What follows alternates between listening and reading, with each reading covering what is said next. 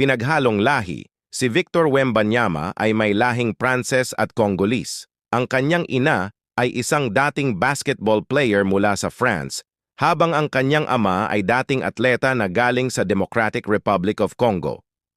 2. Tangkad. Isa sa mga pinakamapansin kay Wembanyama ay ang kanyang tangkad.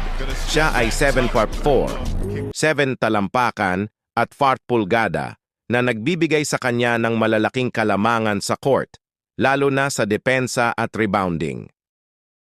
Hype at ekspektasyon, tinuturing siya ng mga eksperto bilang isa sa mga pinakamahusay na prospect sa kasaysayan ng NBA.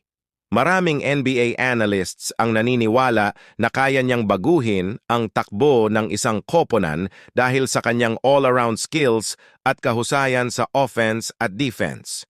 4. Versatility. Bagamat napakataas ng kanyang